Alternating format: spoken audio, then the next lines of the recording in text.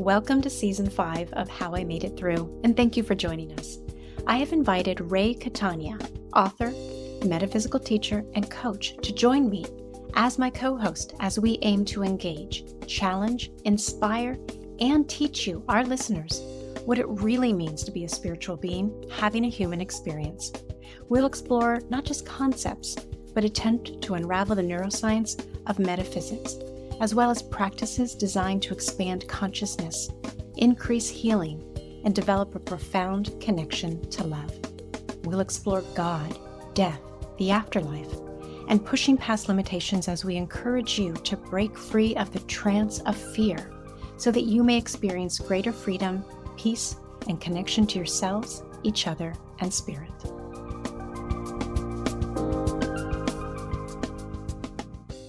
So what's going on in your life? That's good. What's going on in my life? Oh my God, there's been so many things. Let's see. Well, I was on Julie's podcast, and there's a story on there. She blew my mind as a medium, right? Mm-hmm. And I was like, oh my God. And long story short is I've always had a guide, right, that you've heard of in my podcast. And he told me his name once. Thaddeus. Right. And then I forgot his name. Yeah. And she just blurted it out. And I was like, oh my God, that's it. That's it. So there's going to be a podcast coming out with my mind blown. And I'm going to I'll listen. I love mind-blowing moments when they're really, really great things like I'm that. stunned. And I'm like, It's the real deal. Yeah. We've had a couple of those mind-blowing moments, even on our show so Mm-hmm. far.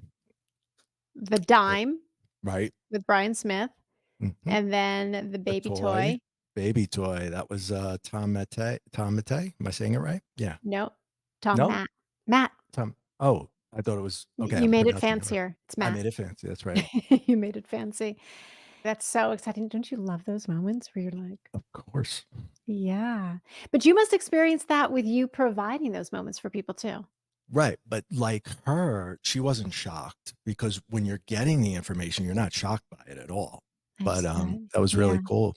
He would not give me his name. He was being very stubborn, and I understand. I didn't practice what I preach, which is to write things down immediately when they happen, because that information is so fragile and it's hard to hang on to. It is. She blurted it out. I'll never forget it again. 2.5 years to get his name. Are you kidding me? No, he would not tell me his name after that. He was not messing around. He would not say it. And did you have like a flicker of it? Like it starts with a T, or it's kind of. I was like Theodore. I was trying to think of names. Teddy, Theodore, and I was trying, and I was just blurting them out to my wife, and she's like trying to help me, and we just got nowhere. I maybe heard that name once in my entire life. I don't. Yeah. Right. I will say, so my dog's name is Theo.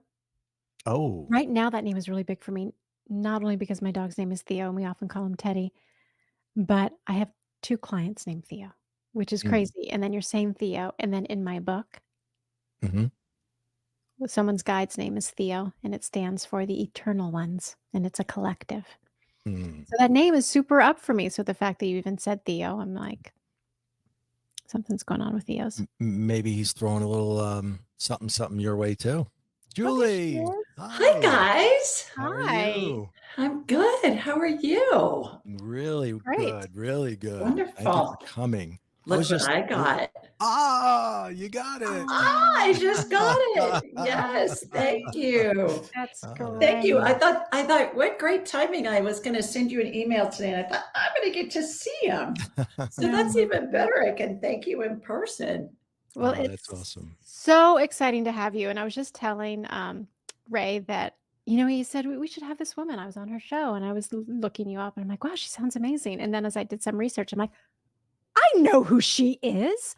I have listened to so many shows where you have been featured. Oh. Yeah, I've totally had you. So I'm reading it going, oh my gosh, she's amazing. Oh, yeah. I get to meet her. Oh, so thank you so much for saying yes. I'm honored. We were just telling the story of Thaddeus when you blew my mind on camera, and I was telling her, and I was like, I felt like the sitter. I was like, how'd you do that? Like, I'm asking, how do you do that? Right? And she was, I just do it. And I was like, oh my God. So you have the one and only podcast of me going, I know, it was so fun. It was so fun. And my favorite one was some about you're getting a PhD in paranormal psychology or something, or some like Yep. some esoteric word. And I go, okay, what's that mean? He started laughing. He goes, well, yeah, they've changed the title now. And I said, okay, cool. Yeah. Oh, it Well, I was wanted to be fun. a scientist. My wife said, there's really no money in that. So you really have to get the counseling. And I'm like, okay, I'll do I the think you counseling. need a few more books, Ray. I got one coming. Oh, Okay, I'll be guys. serious now. You don't actually have to be. No, not on this show ever. We're No, never you don't serious. have to be. Absolutely not. Except for when I tried to read your bio here, and my printer's running out of ink, so some of it is all like jagged, but I'll do my best. Today, we have psychic, medium, and medical intuitive Julie Ryan, who can sense what medical conditions and illnesses a person has and facilitate energetic healings. She can communicate with spirits both alive and dead. Julie is, and I love this, Julie is a buffet of psychicness and can scan animals, access people and past lives, and she can tell how close to death someone is. Her book, Angelic Attendants: What Really Happens as We Transition from This Life into the Next, describes a series of events that involved angels, deceased family and friends, the spirits of deceased pets, and countless serendipitous and miraculous moments. Julie's Angel Messages books are picture books that have angels answering kids' tough questions. Each week, Julie scans callers on her Ask Julie Ryan show, which is heard by millions in over 100 countries throughout the world. Julie is a businesswoman, an inventor. I totally remember this about you.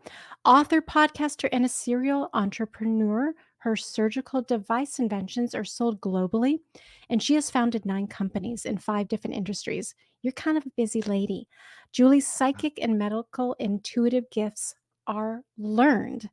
Welcome, welcome, welcome. Oh, what a treat to be here with both of you. Thank you for inviting me.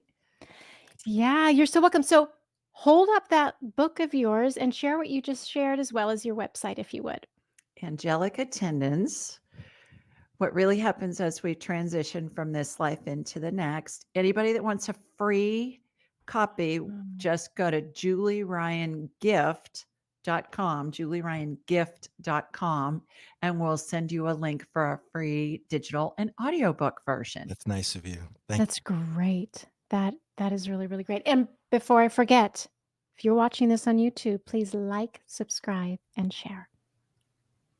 Amen. Yes. All right, so let's get started. How did you learn how to do this stuff? Was this a childhood thing? How did you develop it? I am not one of those psychics that had dead people chasing her since childhood. Or if I did, I wouldn't have known what to do with that information. So how it came about was I got a book 30 years ago from a girlfriend for my birthday.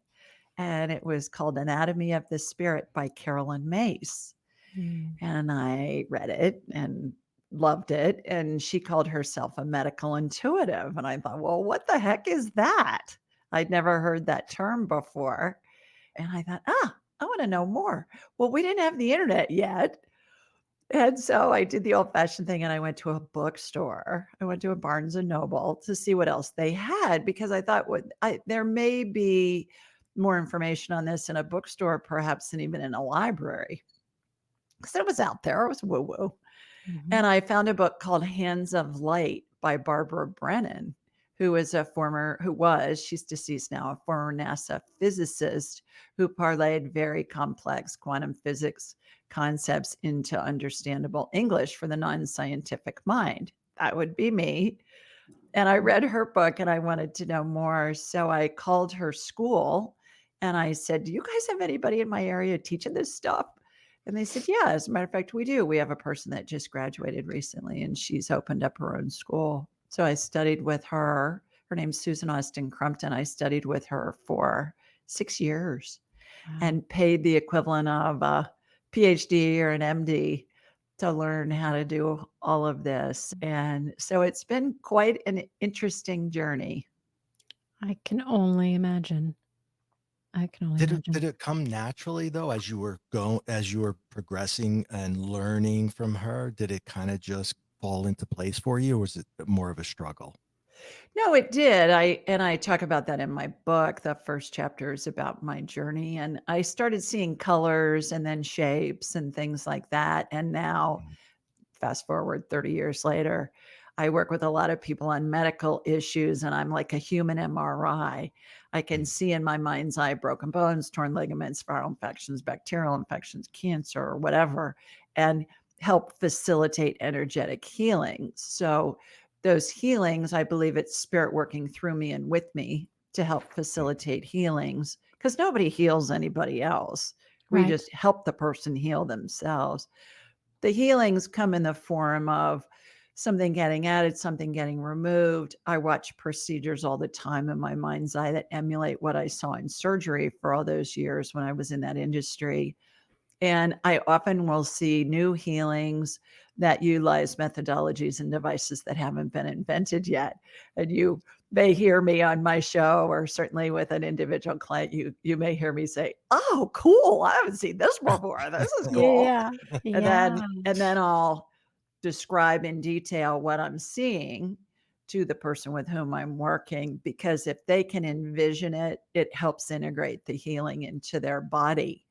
Furthermore, when I'm doing my show and people call in and I'm doing a healing on them from anywhere in the world, I could find you, Ray, if you were in a planet far, far away.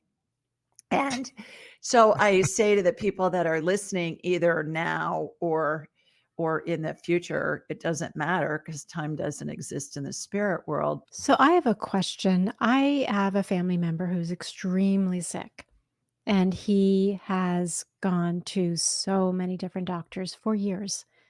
Can't find anything. And he's in Mhm, agony, mhm. agony, agony, agony. If you're working with someone who's had a chronic illness of which there is no known or identified medical cause, my assumption would be you'd be working with them for perhaps a series of sessions, or how might that work? And I'm assuming the person also would need to really believe and participate in the healing. To your point, we don't heal anyone, we can help to facilitate that. Great questions. Yes. Normally it takes one session. Like somebody calls into my show, it's usually a Really? 10-minute conversation, or if they're coming in off the YouTube live stream, it's a 5-minute conversation with myself Yeah. And and that'll them. do it? Uh-huh. And so the healing happens on the energetic level, and then it integrates into the person's body. And it can integrate instantly. It can take days, weeks, months, may need complementary care like change in diet, physical therapy, things Mhm. like that. But it's always the person's spirit's prerogative to utilize the healing in a way that's going to best facilitate whatever it is their spirit's exploring in this lifetime. And oftentimes it's things that I can pick up on, like they're living in a moldy environment and I can see in my mind's eye Mhm. that they've got lots of mm, mold in their body and they're in Mhm. a mast cell response, or they've got a leaky gut situation going on. Things that our physicians are not trained to spot. Right. What I do is an adjunct to Western and Eastern medicine as we know it. Mhm. I like to say, if I'm in a bad accident and I'm bleeding out, take me to the closest trauma center. mm. Don't chant and swing crystals over my head. Get me Ye somewhere where they can stitch up my artery that's bleeding. right, Yeah. right, right. So I have another question, because I know you do a lot of work around past lives, and a lot of times the illnesses that we move through, we chose, or they're teachers. There's more to it than meets the eye. What is your insight into that? So here's how I look at past lives. There's a basic script and lots of subscripts of things that we come in to explore and experience in each lifetime. And we look at those basic scripts from different perspectives, different viewpoints, if you will, not only in our one lifetime, but in a series of lifetimes. I was talking with somebody earlier this morning who told me about a little boy that was in her life who had cancer, and he healed and he lasted 8 months, and then the cancer came back with a force and he passed. And she said, "Why would he do that?"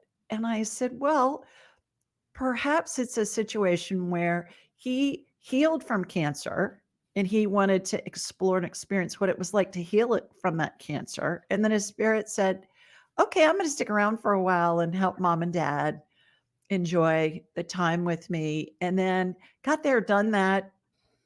I'm ready to go back to heaven, and perhaps I can help others heal, but I am going to have more influence from heaven than I would here as a 4 or 5-year-old child. Yeah. So hard for us to understand from our human perspective, So but true. certainly it's feasible. Yeah. And that's what I heard from that little boy's spirit, what was Mm. going on with him. I think when young people pass, obviously it's the most difficult thing that any parent could ever deal with. But I do believe that they pass for a reason. There's a very good reason as to why. We don't know, like you said, we don't understand it. We don't know what it is, but we do know there is something greater, and they're on their way to doing that. Well, the other thing that was interesting about this little boy earlier today was he was showing me roller coasters. And he said the first time you go on a roller coaster, oh my gosh, it's such an adventure and it's really fun and all of that. And then when you go on it subsequent times, it's fun, but you got it. You know what's going to happen. And he said that's how I was with curing the cancer the first time. And then I was ready to check out. And that was an easy way for me to go back to heaven. Interesting. Yeah, I know it's so hard for us to have that spiritual perspective, for sure. I want to transition, if we could, into you knowing, I just took them off my glasses, but these stages of passing over and knowing when people are going to pass over. Yeah. I want to hear the stages, but tell us what you do when you know. How do you hold that? What do you share? What do you not share? I imagine that can be more than challenging.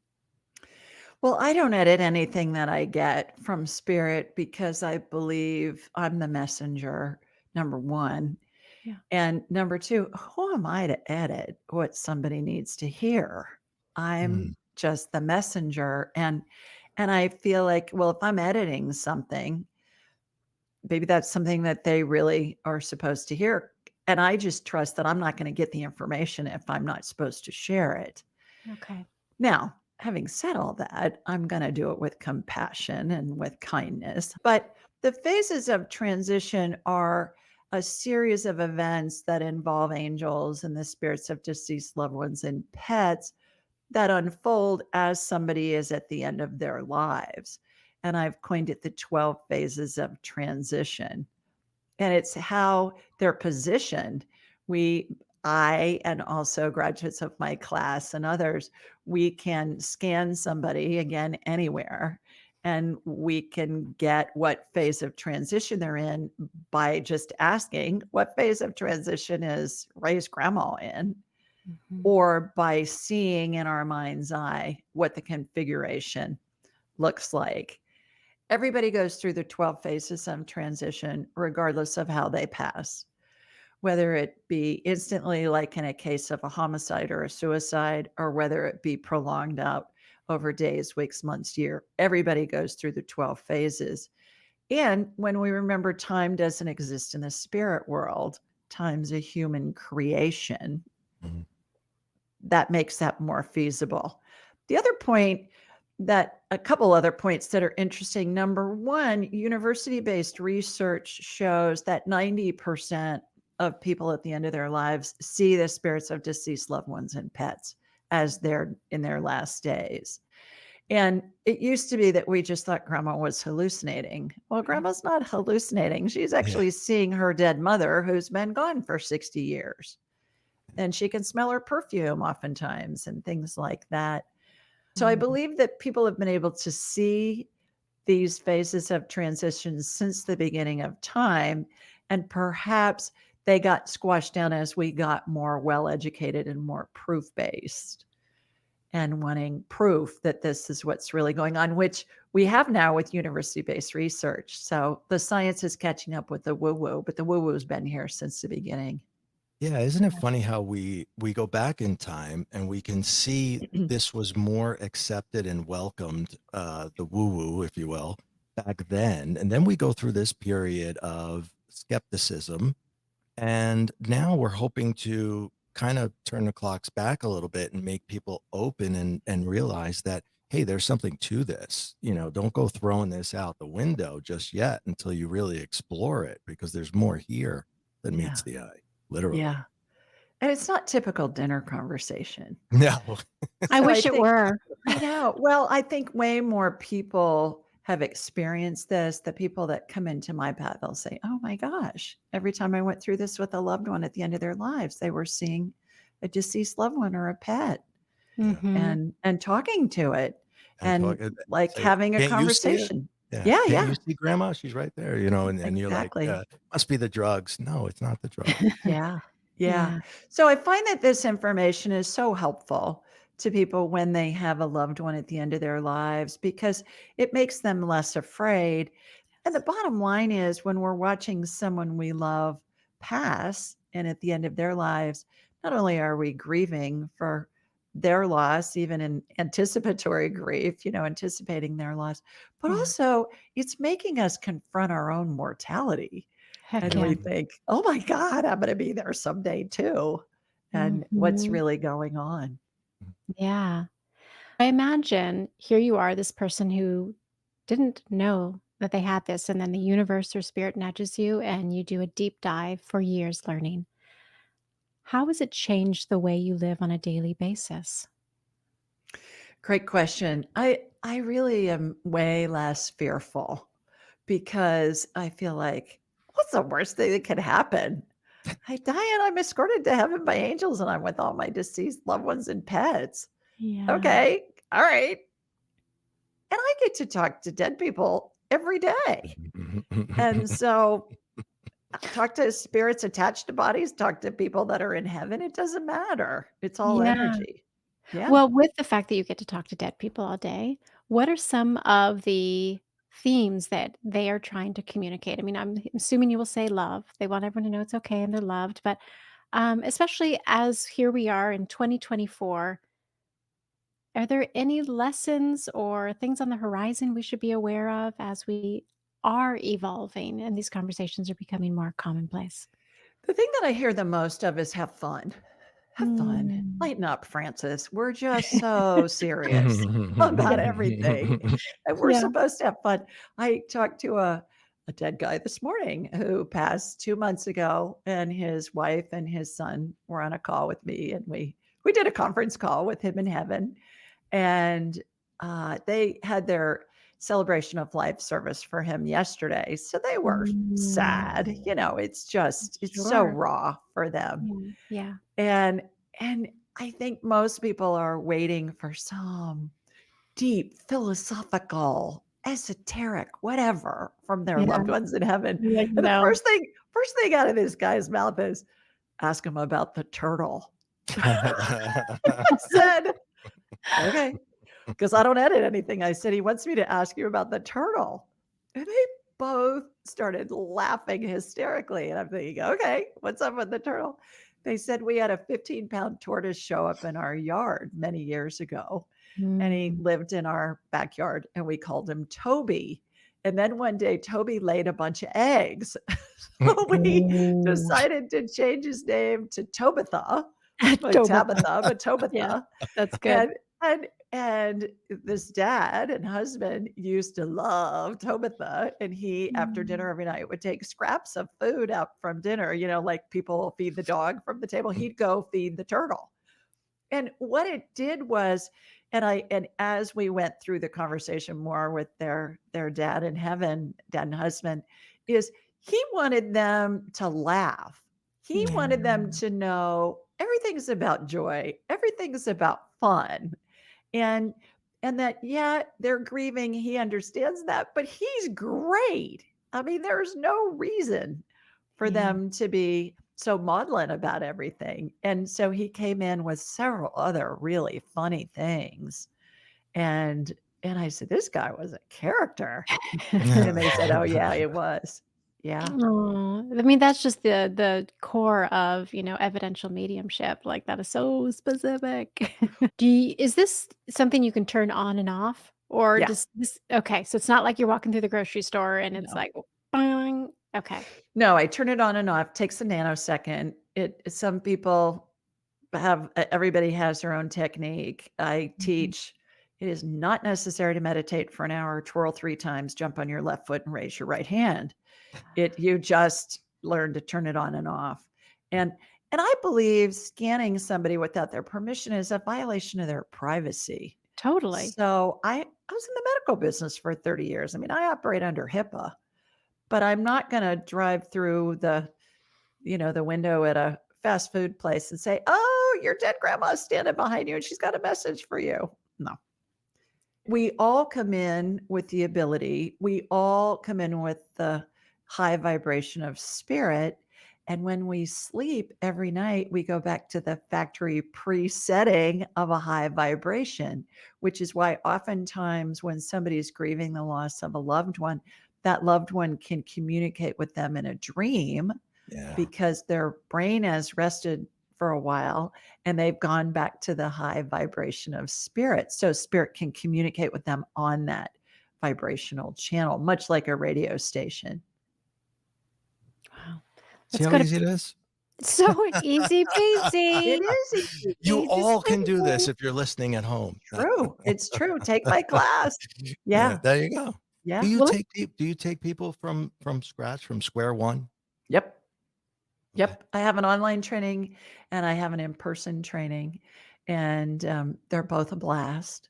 There's one that's self-paced, and especially in my in-person one, they learn how to do the whole buffet of psychicness that I do, past lives, spirit guides, how close to death is somebody, medical stuff, communicating with spirit, all of the above and more.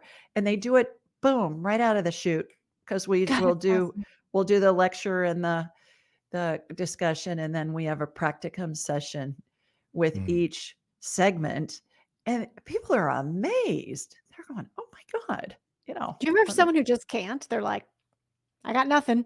Nope. Because what happens is when they can't, they're in fear. So Yeah. I give them tools to get out of the fear, Yeah. because fear is a low vibration and spirit Super doesn't low. communicate on the I feel crappy channels because I'm in fear. So Yeah. that's really the key. Okay. That's So let's very talk past interesting. lives for a second here, Okay. because it's so interesting. Yeah. Um, who are you in a past life that feels really informative to this life that you're living now? I've been a healer many times. I've been physicians and herbologists and energy healers and that kind of thing, because I've always been interested in healing, and I've always had my fingers in healing in some capacity, whether it be selling hospital supplies early in my career or inventing and manufacturing surgical devices. Yeah. And I was led to do this woo-woo stuff. So it's the most fun thing I've ever done. I get to talk I to these bet. amazing people from all over the world and I amazing bet. people in heaven. And it's just a blast. Do you find that, like you said, thematically, you've been in healing in one way or another? That's how it goes, or can it be really radical? I was, someone who washed dishes, and then I was a brain surgeon, and not saying that someone who washed dishes isn't intelligent, but just so vastly Yeah. different.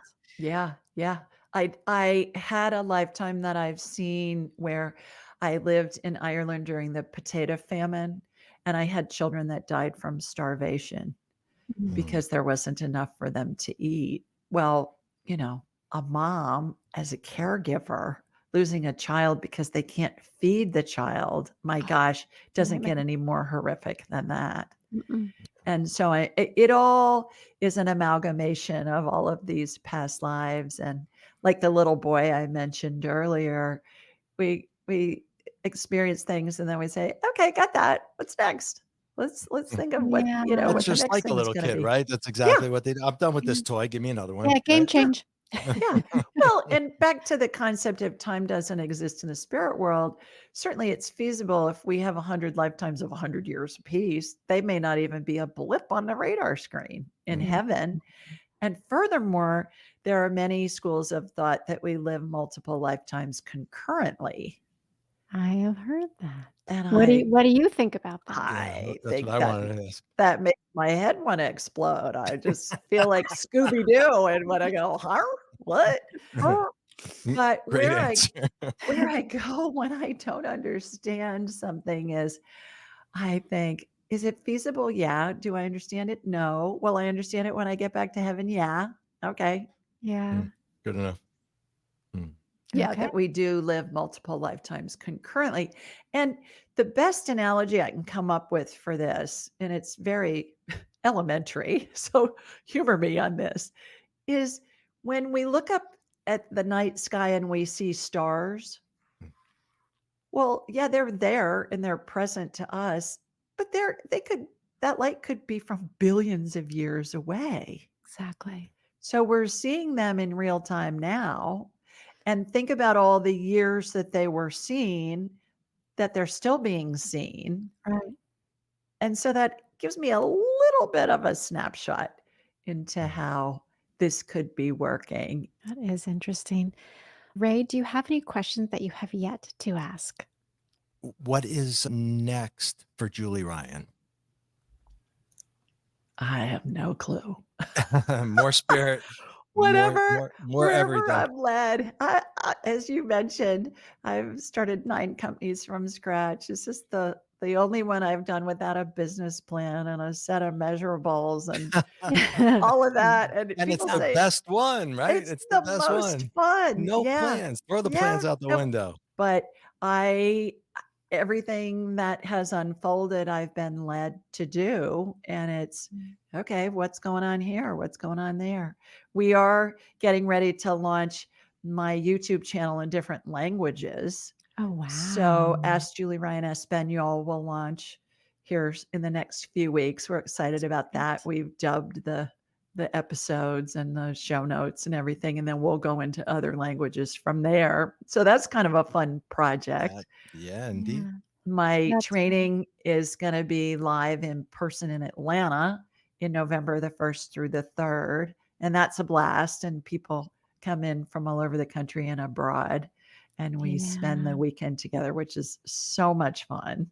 Wow. And what else? 7th book is in the works. That's in editing. 7. So You yeah. came 2 here to seconds ago, do a you just lot. said, I don't know what's you have so much going on. I don't know what's next. Yeah, but I'm just led. Didn't I tell you she was great? Didn't I tell you? Yeah, absolutely. And again, when I realized who you were, I was like, I totally know who she is. So you get to the end of your life, as we will all get to the end of our lives. What do you want to be remembered for? And what do you feel like your sole purpose is in this lifetime? That's some big old questions there.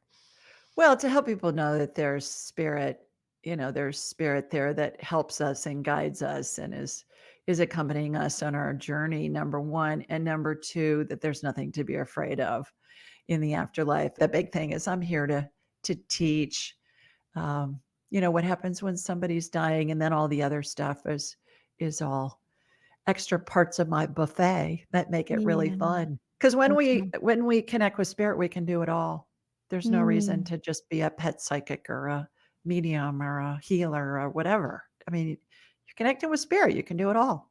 God, so good. So good. Like say your website one more time. If someone's like, I didn't get it. Where is it? Okay. AskJulieRyan.com is where everything is.